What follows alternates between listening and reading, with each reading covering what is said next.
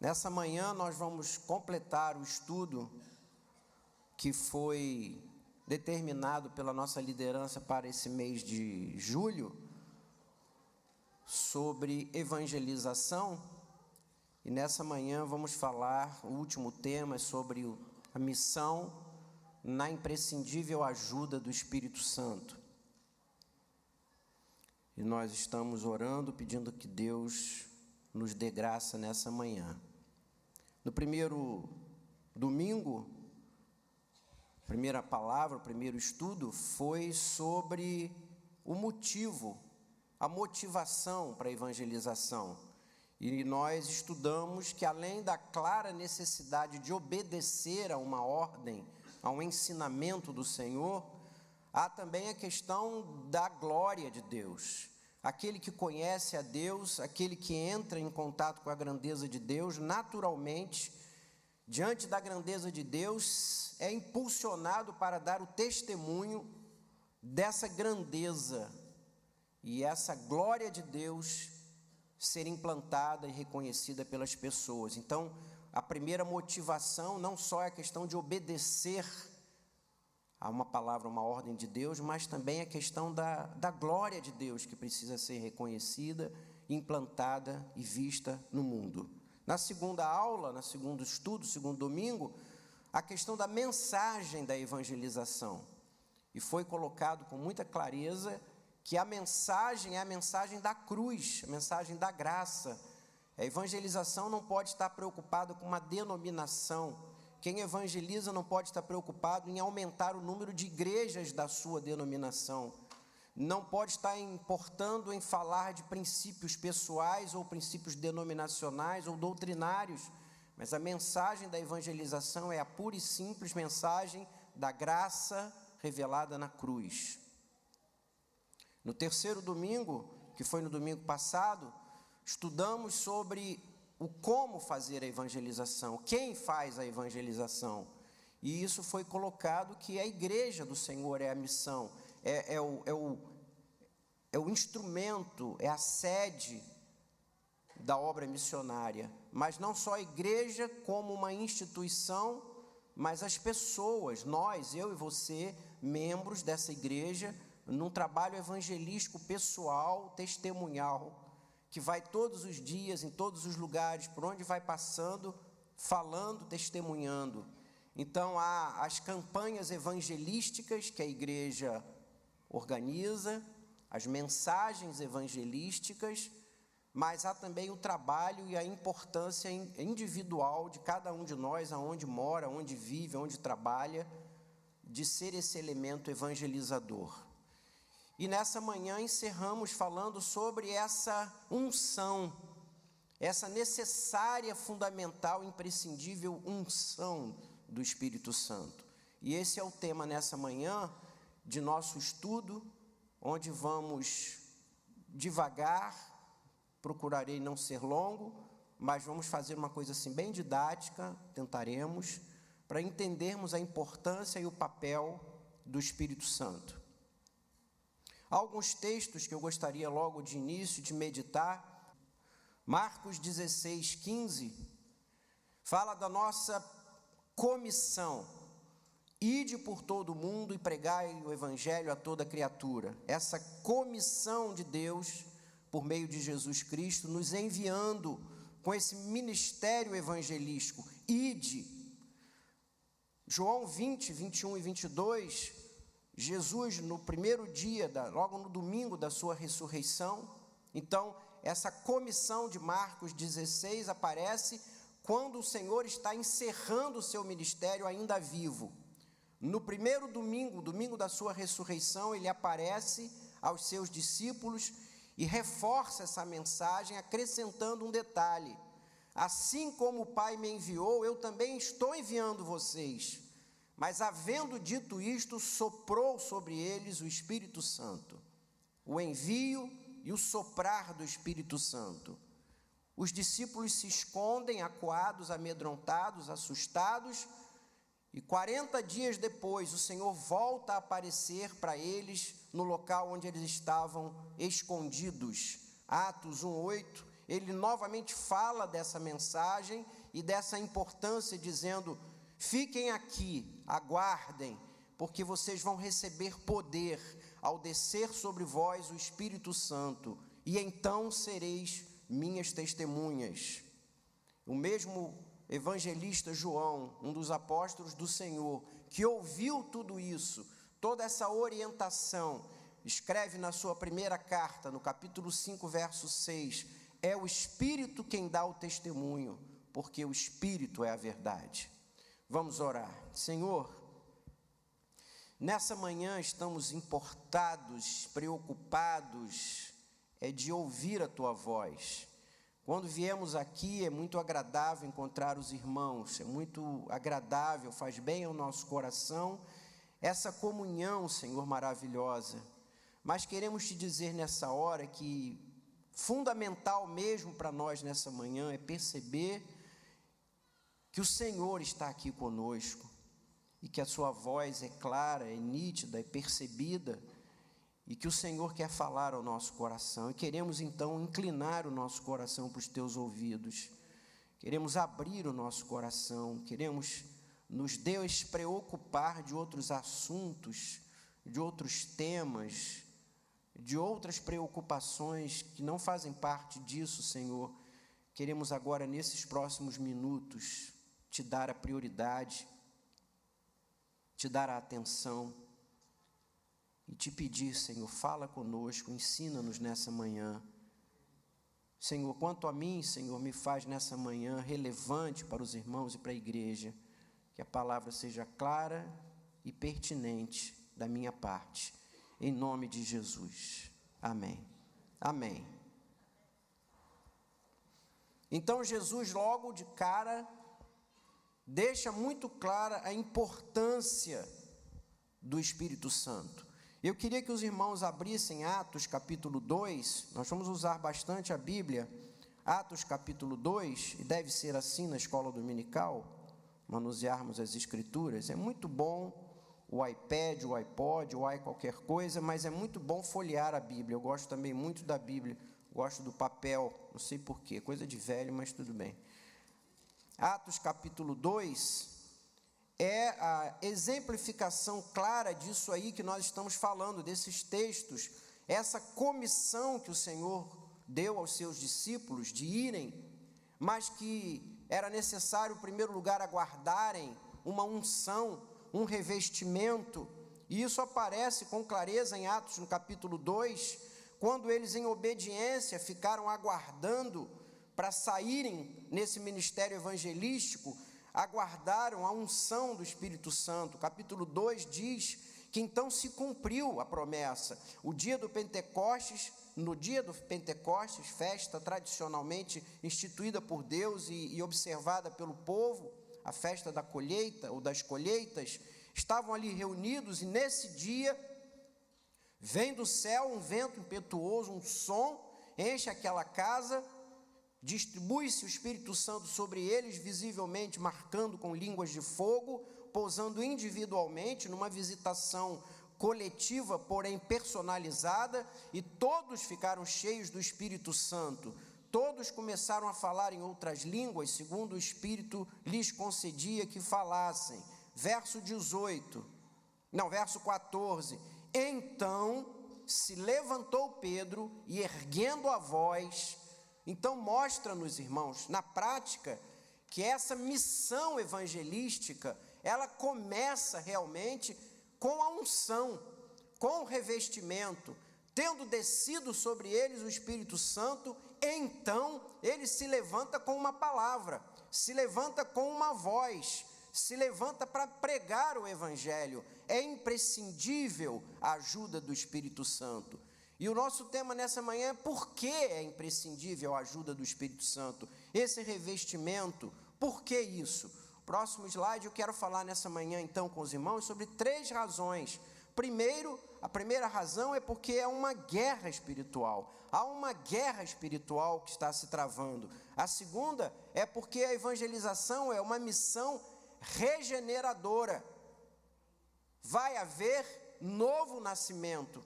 E em terceiro lugar, é porque o Espírito Santo é quem nos capacita para realizar essa missão. A primeira coisa, então, eu queria que os irmãos abrissem suas Bíblias em 2 de Coríntios, capítulo 4, versos 3 a 6. 2 Coríntios, capítulo 4, versos 3 a 6. A primeira razão porque é imprescindível a ajuda e o revestimento do Espírito Santo é porque está se travando nesse momento agora uma guerra espiritual. 2 Coríntios 4, 3 a 6. Se o nosso evangelho ainda está encoberto, é para os que se perdem que está encoberto, nos quais o Deus deste século cegou o entendimento dos incrédulos, para que lhes não resplandeça a luz do evangelho da glória de Cristo, o qual, Cristo, é a imagem de Deus. Porque nós não nos pregamos a nós mesmos, pregamos a Cristo Jesus como Senhor, e a nós mesmos como vossos servos, por amor de Deus. Porque Deus que disse, das trevas resplandecerá a luz, Ele mesmo resplandeceu em nosso coração, para a iluminação do conhecimento da glória de Deus na face de Cristo. Esse texto é tremendo. Ele fala que há uma guerra contínua, que há uma oposição espiritual ao trabalho de evangelização. Há uma oposição à evangelização. Por um lado, ao Deus de luz, que deseja iluminar o coração, a mente, a alma dos homens, tirá-los da escuridão, tirá-los da escravidão, quer que a mensagem de Jesus, a luz do mundo, entre em nossos corações, nos liberte, nos ilumine, que a gente enxergue o amor, a graça de Deus, a glória de Deus, por meio de Cristo.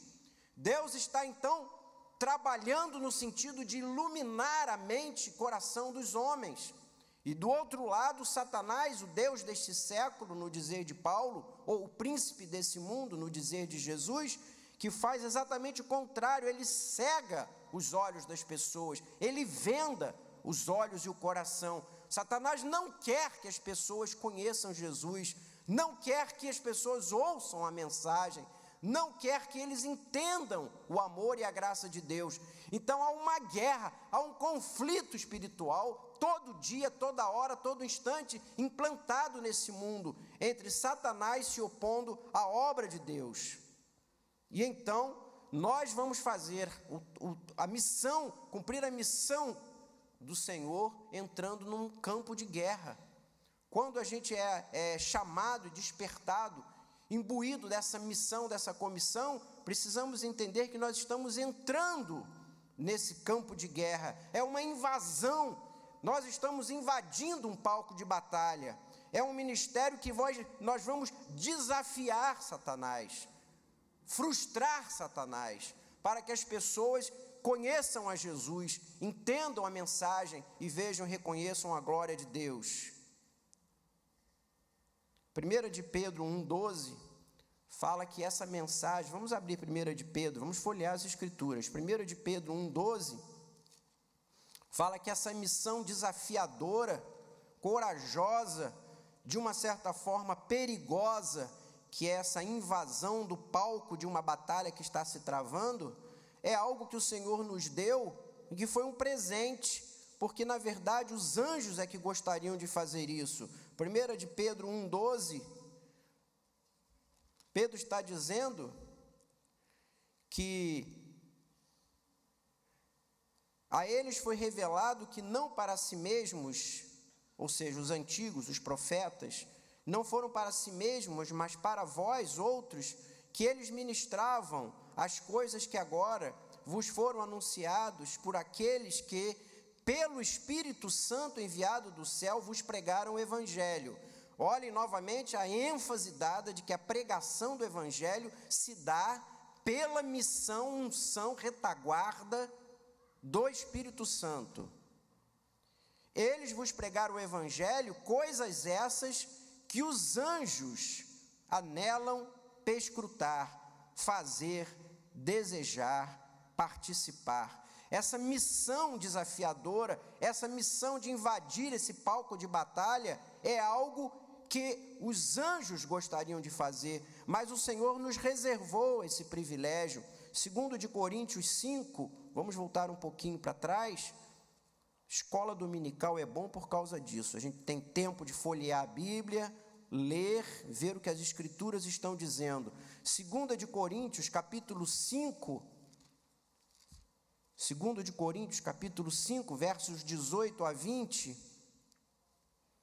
Ora, tudo provém de Deus, que nos reconciliou consigo mesmo por meio de Cristo, e Ele nos deu esse ministério, o ministério da reconciliação, ou seja, saber que Deus estava em Cristo, reconciliando consigo o mundo, não imputando aos homens as suas transgressões. Ele nos confiou a palavra da reconciliação, de sorte que eu e você, meu irmão, somos embaixadores em nome de Cristo. Deus está exortando o mundo por nosso intermédio. Em nome de Cristo, pois, rogamos que vos reconcilieis com Deus. Então, é nossa missão opor-nos a Satanás, é frustrar esses seus intentos, é executar essa tarefa de Deus. E você podia perguntar, mas por que o Senhor me deu esse ministério, deu aos homens essa missão tão perigosa, tão desafiadora, pisar esse terreno? Será que não há algum outro meio, menos bélico, menos de risco? Será que Deus não pode usar uma outra estratégia para a evangelização? Não, irmãos, Deus, na sua infinita sabedoria, escolheu esse meio para evangelizar. O meio que o Senhor tem de levar os homens a conhecer a mensagem de evangelização é usar a mim e a você. Essa é a estratégia única de Deus, levar-nos como embaixadores e mensageiros à pregação. É isso que Paulo diz em 1 de Coríntios 1, 21. 1 de Coríntios 1, 21, reforça-se essa mensagem. 1 de Coríntios 1, 21. Visto como, na sabedoria de Deus, o mundo não o conheceu pela sua própria sabedoria, mas aprouve a Deus salvar os que creem pela loucura da pregação. Então, a estratégia única de Deus, aparentemente louca, é essa: usar eu e você, esses, como disseram aqui no púlpito recentemente, esses gravetinhos, essas varas de bambu que falam e fazem barulho, vasos de barro, como diz a Escritura. É uma loucura, mas essa loucura, diz a palavra, é a sabedoria de Deus. Na sabedoria de Deus, Ele decidiu que no palco da batalha, quem vai entrar para apresentar a mensagem sou eu e você. E como Deus é todo sábio, infinitamente sábio, então eu fico feliz porque eu sou um vaso de barro, sujo, barrento, rachado, fissurado, faltando pedaço, mas é a mim que Ele está entregando a missão.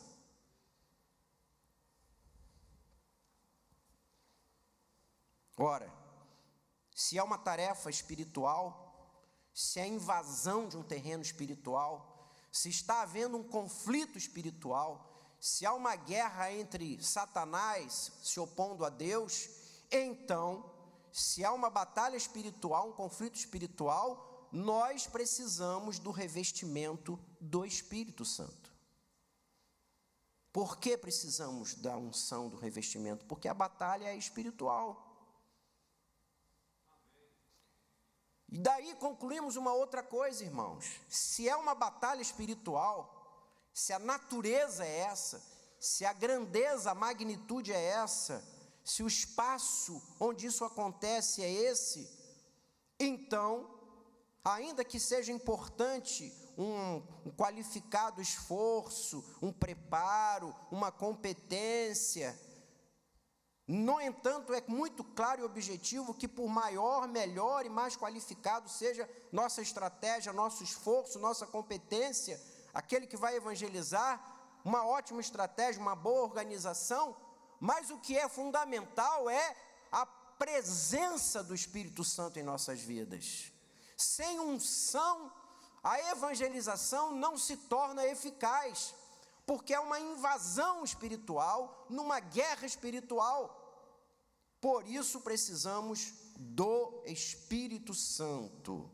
1 Coríntios 2, você já está aberto aí na carta de 1 Coríntios 2, do verso 3 ao 5, Paulo deixa isso muito claro.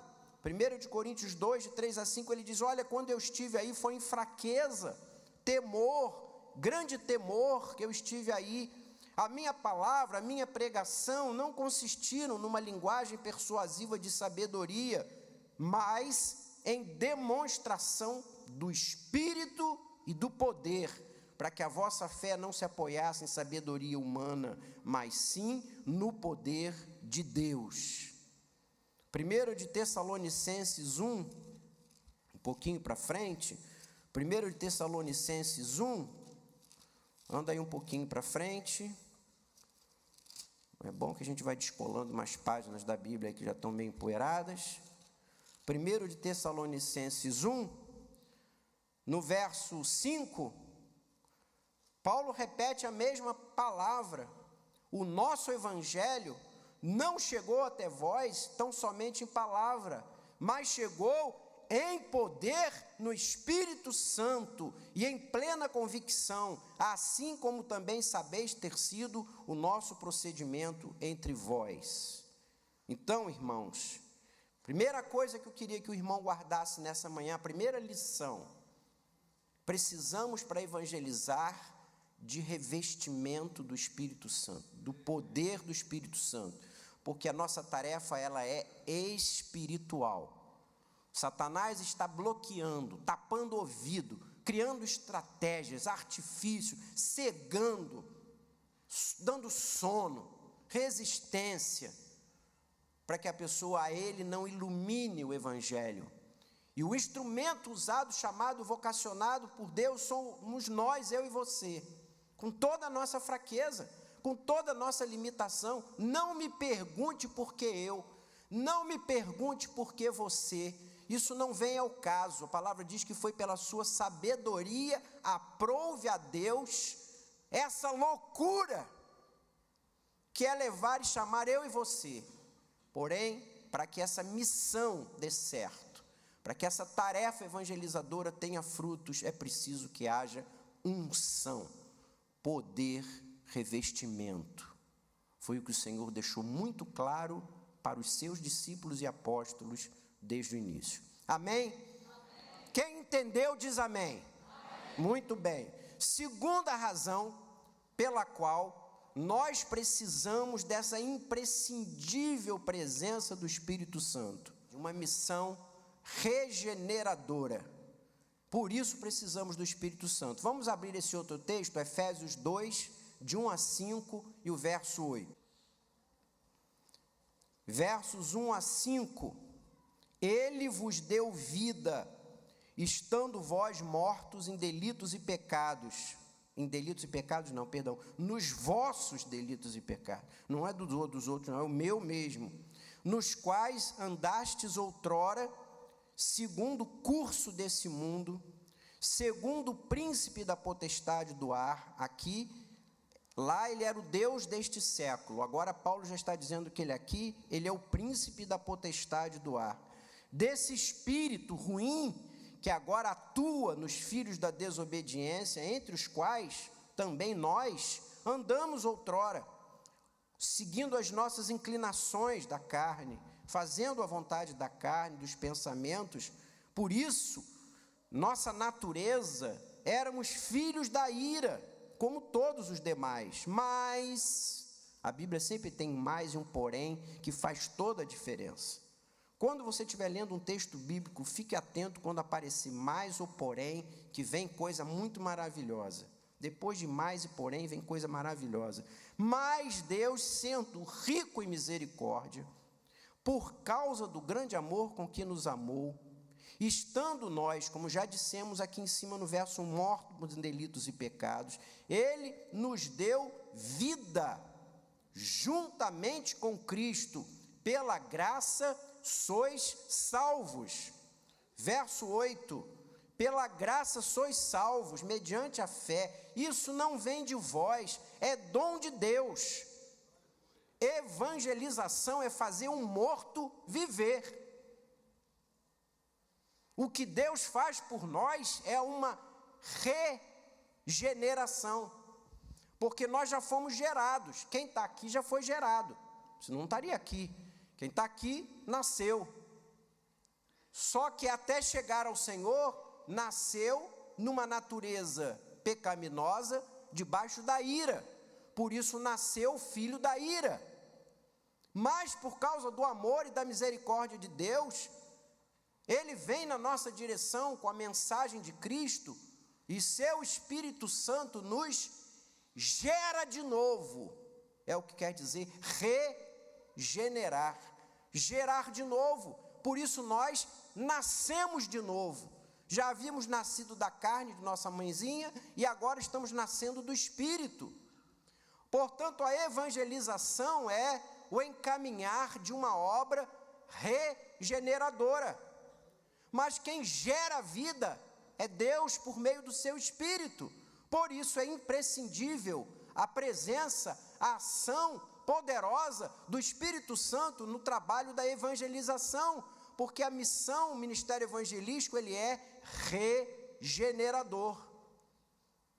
Esse texto ele é muito rico, maravilhoso. Numa próxima ocasião, num próximo dia, que eu tiver a oportunidade de pregar aqui do púlpito, eu vou escolher esse texto para pregar, porque esse texto ele é riquíssimo. A primeira coisa que diz aí nesse texto é que nós estamos mortos. O homem que vai ser evangelizado, ele é um sujeito morto.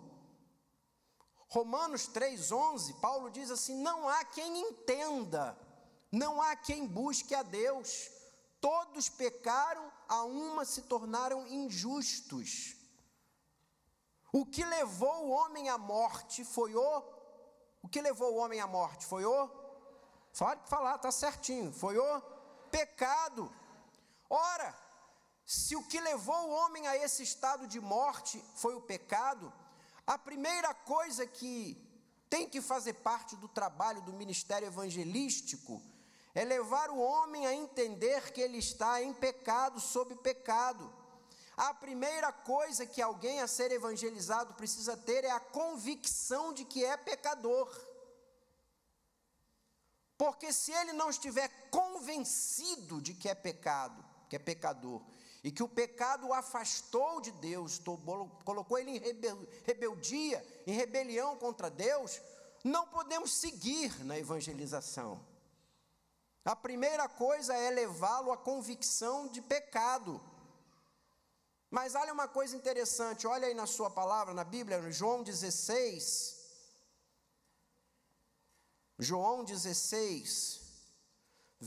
Evangelho de João 16, do verso 7 em diante.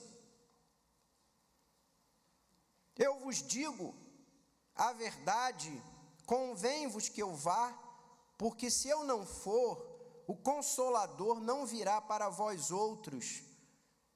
Se, porém, eu for, eu vou-lo enviarei. E quando ele vier, o que é que diz o texto? Ele vai o quê? Convencer o mundo do pecado, da justiça e do juízo. Por isso precisamos do Espírito Santo para evangelizar, porque se a primeira coisa que o evangelizando precisa entender é que é pecador e está debaixo do pecado e da condenação do pecado, e é o Espírito Santo que leva a pessoa a entender e se convencer de que ele é pecador, eu preciso da presença e da ação, porque só o Espírito Santo dá convicção de pecado. Como é que vamos evangelizar sem falar em pecado? Como é que muitas vezes passamos meses e meses no púlpito, pregando o evangelho, sem falar em pecado? Sei que pecado é uma palavra meio forte hoje em dia, é um tema meio demodé, é algo que as pessoas procuram contornar, usar sinônimos, eufemismos. Há uns domingos atrás eu preguei aqui sobre 1 de Pedro, falei sobre santidade, sobre santificação. O que há de mais demodé a ser evitado nos púlpitos é falar sobre pecado, santificação, cruz.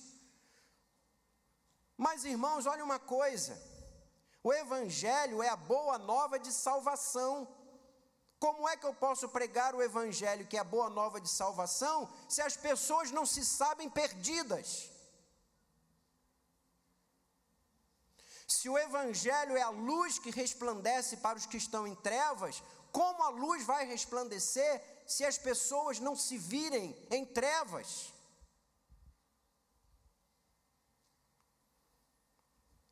Não podemos viver apresentando um Evangelho que traz um Cristo que resolve problemas e cura dores, porque fundamentalmente seu ministério é perdoar e reconciliar pecadores.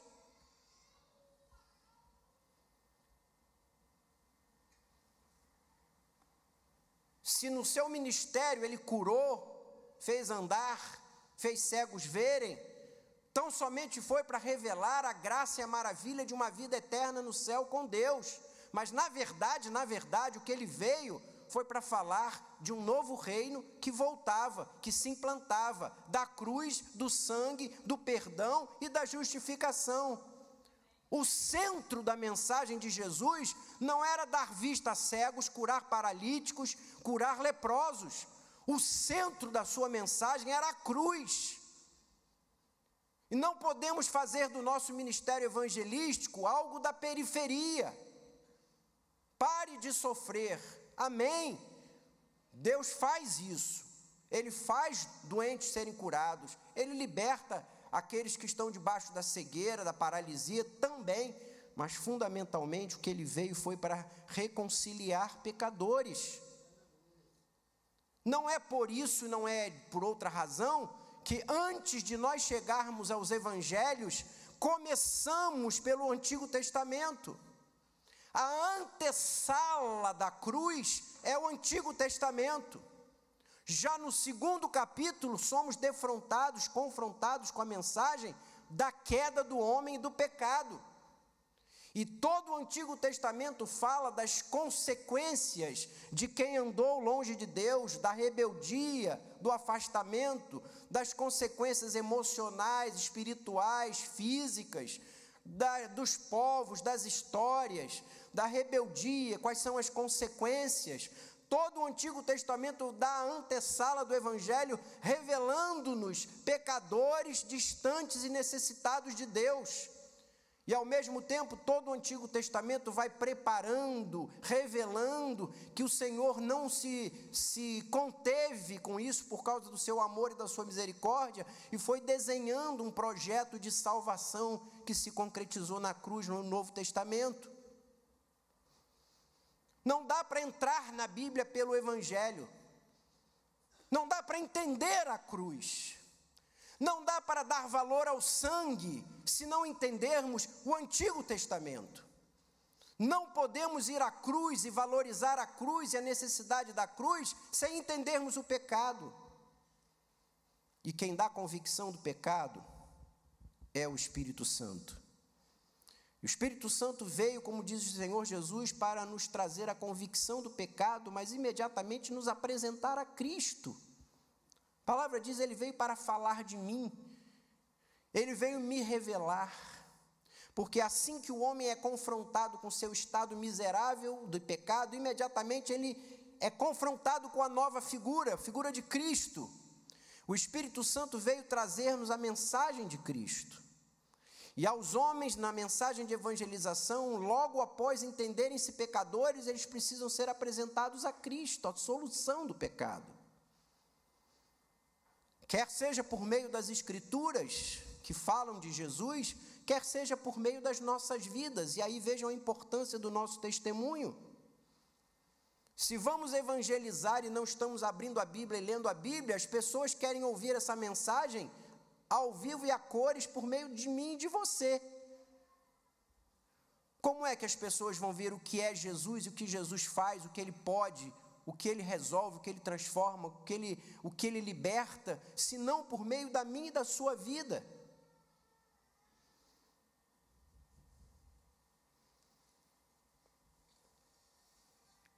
O Espírito Santo vem então revelar ao Senhor por meio da nossa vida.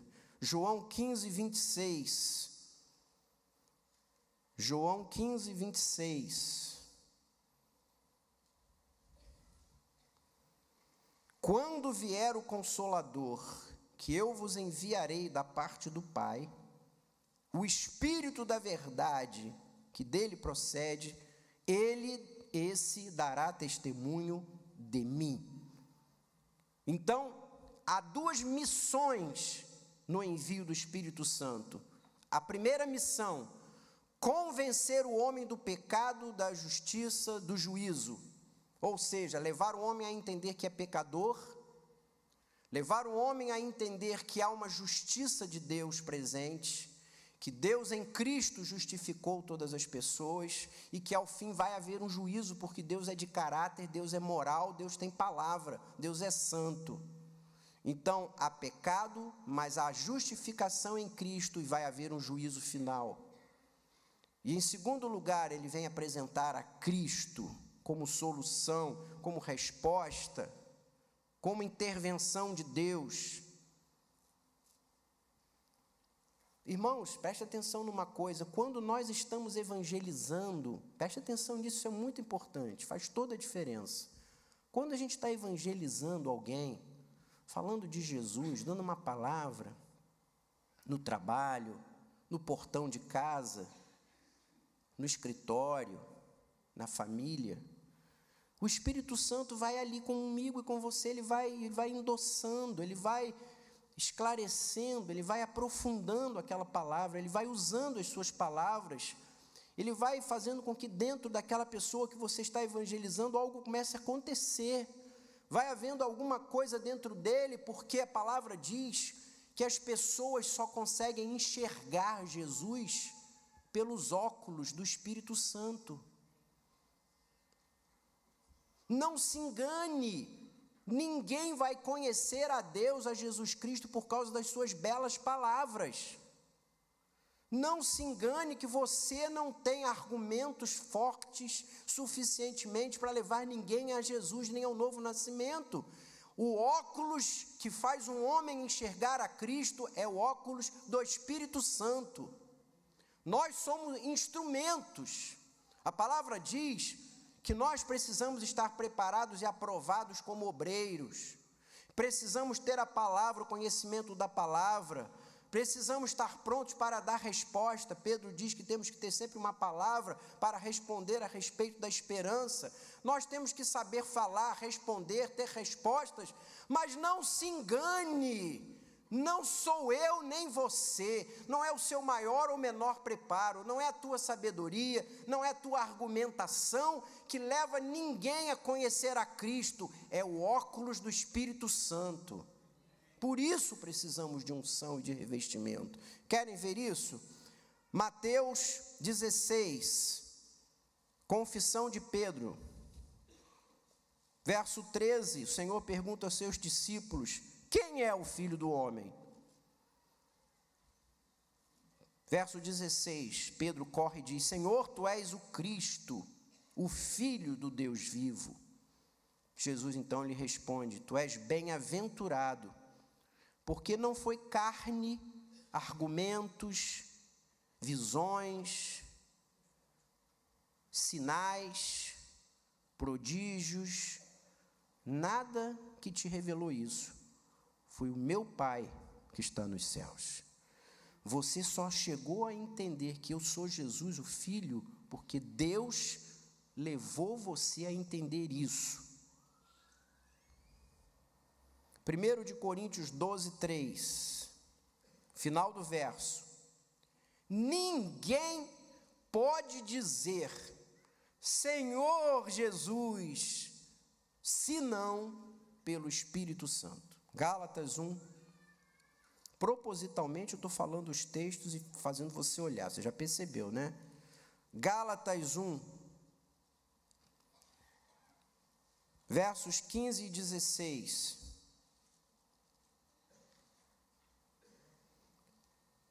Quando, é Paulo dando testemunho da sua salvação, da sua conversão, quando, porém,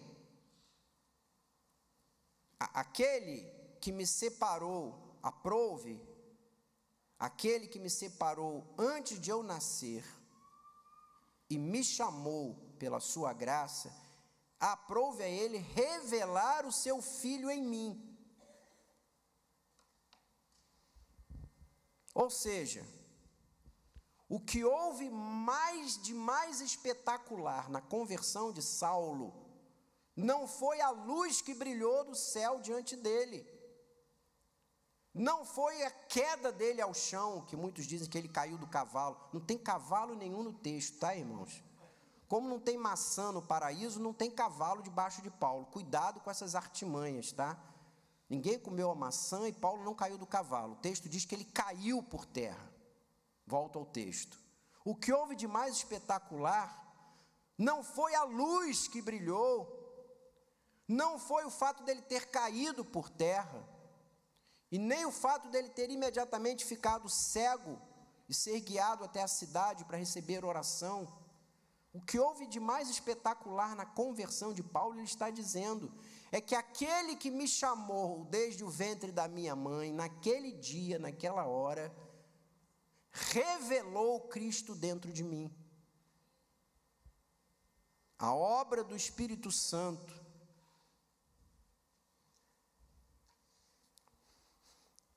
Então, e nesse item 2, eu estou falando um pouco da teologia do Espírito Santo. Você já deve ter percebido isso, inteligente como você é e dormindo como você ainda não está, já deve ter percebido que eu estou falando da teologia da ação do Espírito Santo. Então, falei para você que o sujeito está morto, cego, que ele precisa da convicção do pecado, que ele precisa conhecer e entrar em contato com Cristo, que é o Espírito Santo que revela Jesus a ele. E aí, como eu disse a você que ele está morto em delito e pecado, morto não reage, morto não fala, morto não canta, morto levanta a mão, morto não faz nada, morto é morto. Então, há necessidade dele receber um toque do Espírito Santo. Ele precisa agora ser renascido, ele precisa ser regenerado. E então o Espírito Santo toca na sua vida para que ele possa reagir a isso. E então ele nasce de novo, ele é regenerado. E essa obra, como diz Jesus lá no Evangelho de João, capítulo 3, é um nascer diferente. Como que eu vou nascer? Perguntou o sábio a ele. Eu vou voltar para dentro da barriga da minha mãe? Já que você disse que ninguém entra no reino se não nascer de novo. Não, você está enganado, não é isso. O que eu estou dizendo é que você tem que nascer agora do Espírito, ser gerado de novo. Então você recebe o toque do Espírito, e é o Espírito Santo quem faz você nascer de novo. Essa obra se chama regeneração, e quem regenera é o Espírito Santo. Você está entendendo por que a gente não pode abrir mão do Espírito Santo para o ministério evangelístico? Quem dá a convicção do pecado é o Espírito. Só enxergamos a Cristo pelo óculos do Espírito. E só podemos reagir quando o Espírito Santo faz a gente nascer de novo. Tudo é o Espírito. Então ele catuca você. Ele faz você vir à luz. Ele faz você nascer de novo. E então, regenerado, você agora pode reagir. Você sacode assim, abre os olhos e entra naquilo que a Bíblia chama de conversão. Conversão na Bíblia é aquele processo em que você para. Você vem andando e dá uma parada súbita. E essa parada leva você a fazer uma mudança de rumo, a uma reação. Você volta-se para Deus. A palavra diz que a conversão é algo que você participa com Deus por meio de duas coisas. Você tem arrependimento e fé. A conversão é um composto, é um mix de arrependimento e fé. Quando você entende que é pecador, quando você vê Jesus como Ele é, seu amor, sua graça, quando o Espírito Santo toca em você e você nasce de novo, então naquele mesmo momento você faz uma parada e faz uma retrospectiva. Arrependimento é algo que faz uma retrospectiva. É algo que leva você a entender que você é pecador, que você está distante de Deus, que você está afastado de Deus. Arrependimento gera tristeza, arrependimento gera dor, arrependimento gera sentimento de inadequação. Arrependimento é algo que mexe você profundamente no coração, na alma, na mente. Mas arrependimento é mais do que tudo isso, é um composto disso tudo e mais uma decisão. Arrependimento é algo que vai além de tristeza, de constrangimento, de inadequação. Arrependimento é algo que gera uma decisão, de alguém que diz assim: quero acabar com isso, não posso mais ser assim, não posso mais ficar onde estou, preciso de alguma coisa. Então o arrependimento é um retrovisor. Mas a fé é algo que faz uma prospecção, é algo que olha para frente. Imediatamente, colado no arrependimento, vem a fé. E você decide. Você estende a mão e segura na mão do Senhor e diz: agora eu quero andar é com Ele. Agora eu vou andar com Ele para onde Ele for. Eu entrego a minha vida na mão dEle. Vou para onde Ele for. Sigo o caminho que Ele me levar a seguir. Isso é conversão, é uma retrospectiva, mas é uma prospecção, é olhar para trás, mas é olhar para frente. E a palavra diz que quem gera o arrependimento é o Espírito, quem te dá fé é o Espírito. Ou ignoras que é o Espírito Santo quem produz em você o arrependimento, diz a palavra. Ou no texto de Efésios que acabamos de ler, vos deu vida pela graça, mediante a fé, e isso também não vem de vós, é dom de Deus. Então o Espírito Santo, meu irmão, está nisso tudo. Olha aqui, fechando esse item, é o Espírito Santo quem leva o homem à convicção de pecado, é o Espírito Santo que bota o óculos para ele enxergar a Cristo como Ele é o Espírito Santo que gera nova vida e produz a regeneração. É o Espírito Santo que te ajuda a se arrepender, e é o Espírito Santo quem coloca no seu coração a fé.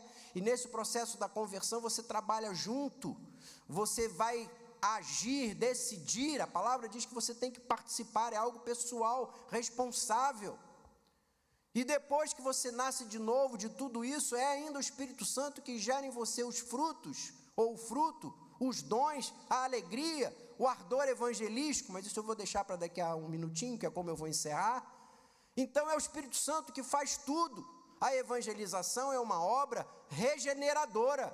Então eu não posso evangelizar sem a unção, o revestimento e o poder do Espírito Santo.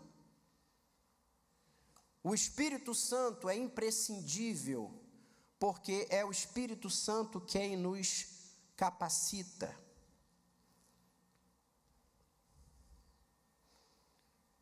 Evangelizar não é fácil, por várias razões.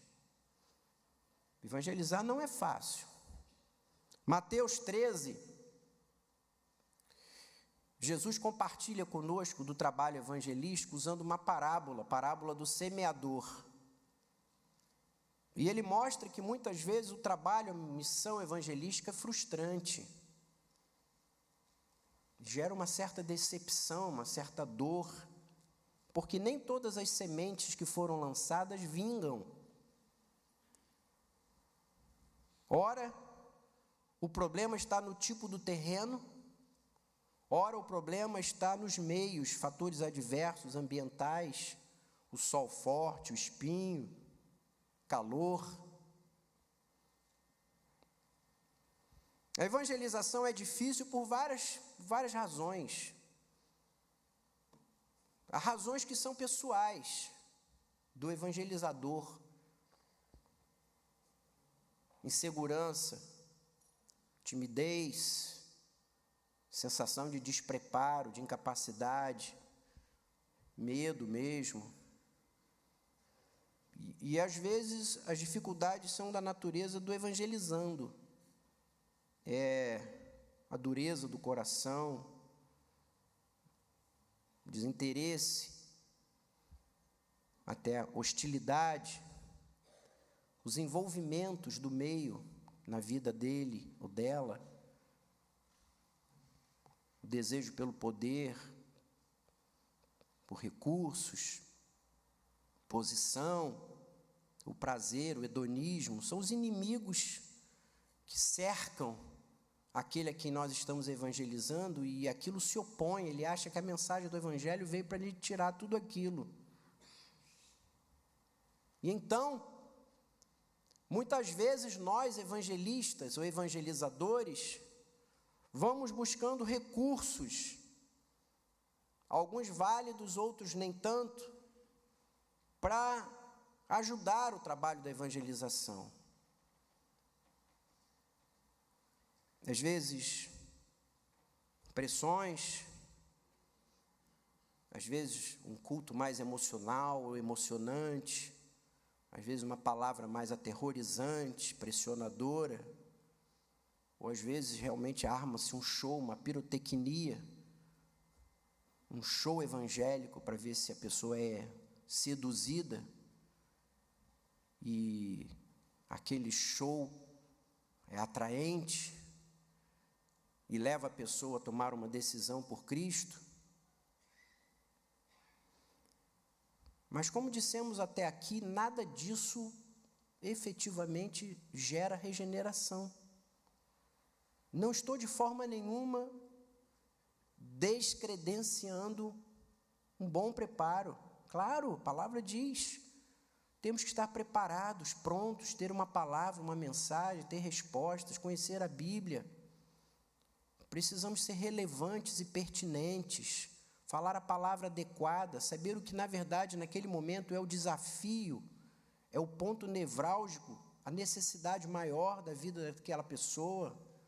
Precisamos, enquanto igreja, usar dos recursos que se dispõem, os recursos tecnológicos, informática, termos o melhor, termos uma boa estratégia, termos um bom preparo, termos um pós-conversão, uma acolhida boa para receber e dar seguimento, discipulado aos convertidos, enfim. Mas o que eu quero dizer nessa manhã, para encerrar o nosso estudo, irmãos, é que precisamos fugir da sedução de achar que estas coisas, por mais importantes que sejam, pode de alguma maneira substituir ou equiparar-se à ação poderosa do Espírito Santo.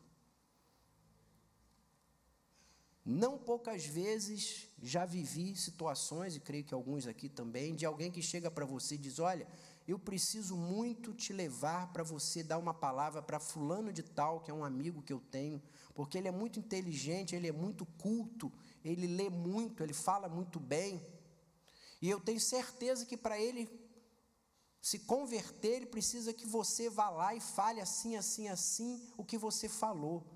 Olha, porque você sabe falar e eu não sei. Meu irmão, quem leva alguém a Jesus é o Espírito Santo.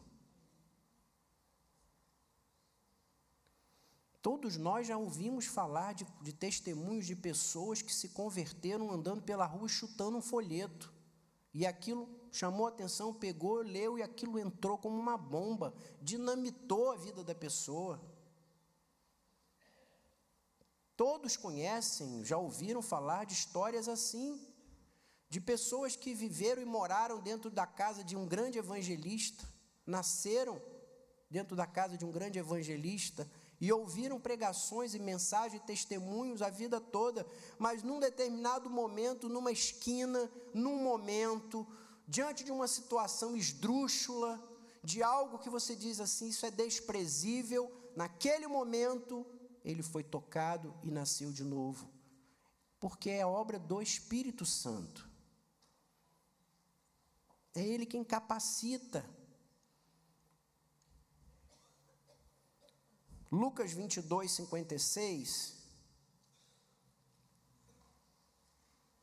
Pedro estava ali no momento em que Jesus estava sendo preso e levado, Pedro seguia ele de longe. Verso 54 termina dizendo que Pedro ia de longe. Senhor, seguirei por onde quer que fores, nunca te abandonarei. Seguia de longe.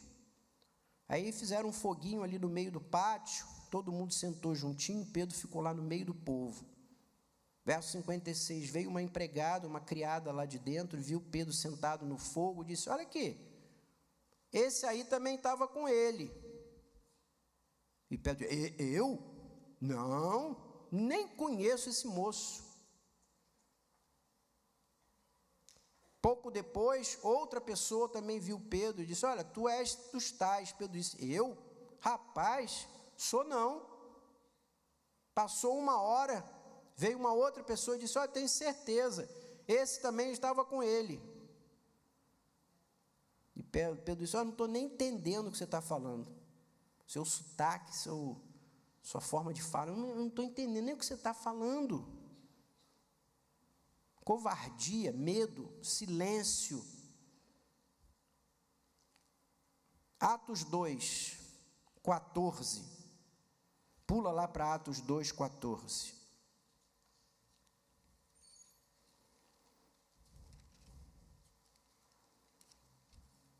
Logo após a descida do Espírito Santo,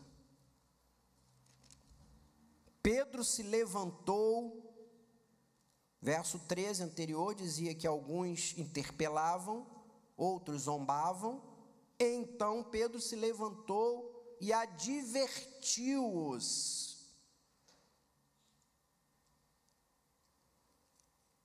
Verso 37. Quando ouviram a mensagem de Pedro, perguntaram a Pedro: o que nós vamos fazer? E Pedro disse: arrependei-vos. Irmãos, o que aconteceu com o Pedro covarde, medroso, silente, boca fechada, escondido,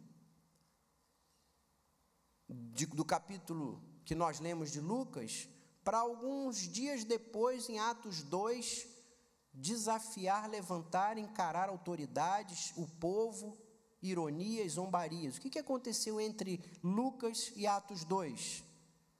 Aconteceu o Pentecostes, irmãos. A descida, a unção e o revestimento do Espírito Santo.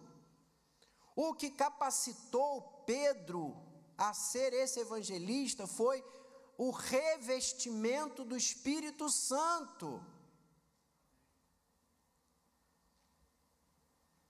E você então poderia nessa manhã encerrar dizendo: amém, que palavra abençoada. Eu agora vou para casa e vou orar, pedindo a Deus que um dia, em algum momento, Ele me revista, Ele me unja, para eu então ser um bom evangelista. Já que a eficácia, a eficiência, os resultados de uma evangelização fazem da ação do Espírito Santo algo imprescindível, amém, obrigado. Olha, eu nunca tinha ouvido falar nisso, agora saio daqui até mais contente, entendo a esterilidade da minha vida, entendo por que eu não trago ninguém para a igreja há tantos anos, agora que você me ajudou a perceber que por que eu não dou testemunho onde eu trabalho, onde eu moro, por que eu não venho com convidados, por que há muitos anos eu não levei ninguém à conversão. Tudo bem, percebi. Eu tenho que ficar esperando a unção e o revestimento do Espírito Santo. Meu irmão, quero lhe dizer nessa manhã que ao invés de lhe tranquilizar, eu estou lhe gerando um problema gravíssimo. Saia daqui para buscar uma solução espiritual que lhe tranquilize e lhe faça dormir. Porque eu quero lhe dizer nessa manhã é que esse Pentecostes já aconteceu há 2000 anos atrás. Você está com uma defasagem de muito tempo. E que desde o dia em que você também nasceu de novo, diz a palavra, que esse Espírito Santo está dentro de nós. E que esta unção está dentro de nós. E que o fruto do Espírito é a alegria, a bondade, fé. E que são exatamente esses atributos que nos impulsionam e nos levam à evangelização. Não precisamos ficar esperando uma bênção ou outra, nós já a recebemos. E se estamos monótonos, frios, endurecidos, acovardados, mudos, é porque não temos dado a oportunidade desse Espírito Santo que em nós habita agir. Não temos aberto a boca, não temos tido a coragem de falar, porque quem aqui está e já entregou a vida a Jesus, já nasceu de novo, já tem o Espírito Santo dentro de você. E que a palavra diz que precisamos andar, buscando andar no Espírito, buscar a plenitude, o avivamento desse Espírito que em nós habita. Não precisamos de uma nova bênção, precisamos pôr em ação a bênção que já recebemos. Evangelizar não é algo que eu precise convencê-lo a fazer.